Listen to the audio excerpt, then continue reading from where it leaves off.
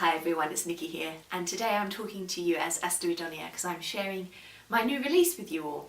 This story is called Damsel in Distress, and it features in Less Than Three Press's anthology To the Victor. This is a collection of stories, all LGBT, that revolve around the ideas of knights and chivalry and tournaments. So without further ado, let's read an excerpt.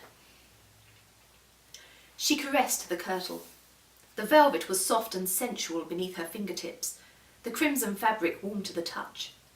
How she longed to feel it against her naked flesh. The brush of her hand was insufficient. She wanted it to cling to her form, the skirts and long sleeves swaying against her hips and legs as she walked. She raised a sleeve and drew it slowly over her cheek. The sensation was so delightful that she closed her eyes, the better to enjoy the cloth's kiss. How she wished this dress were hers. What joy to possess but a single sumptuous gown. "Marry, what are you doing?"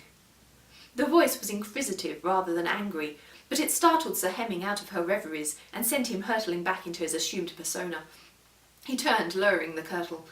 Heat rose in his cheeks, but he attempted to hide his embarrassment behind a swift, stern answer.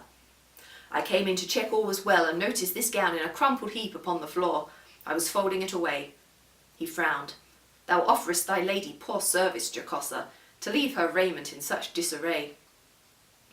The lie left a bitter taste in his mouth, but it was preferable to the truth, and he knew Jocasta was thick-skinned enough to take the false chastisement in her stride. At times, seeing her boisterous nature, he had wondered if she did not share his predicament, only in reverse, although nothing would induce him to make trial of his suspicion. "There was no dress on the floor when I last left the room." Jocasta, not the least bit coyed by the reprimand, pursed her lips and regarded the garment Sir Hemming still held. "Since when does a knight know aught about gowns? Come, give it to me. You'll only fold in creases and ruin the cloth." Grateful for the opportunity to end the conversation, Sir Hemming thrust the dress into Jocasta's waiting hands and strode toward the door. So there you go, a little snippet there from the opening of my story. If that has whet your appetite and you'd like to know more, check out below because I will put a little bit more information in the little spiel under the video, including some links to some other excerpts and to some information on the other stories in the book, and of course where to grab a copy of your very own. So I will leave you all there for now. I'll be back again a little bit later in the year, in a few weeks' time. I have a couple of short seasonal stories coming out, so I will share those with you in due course. Bye for now, everyone.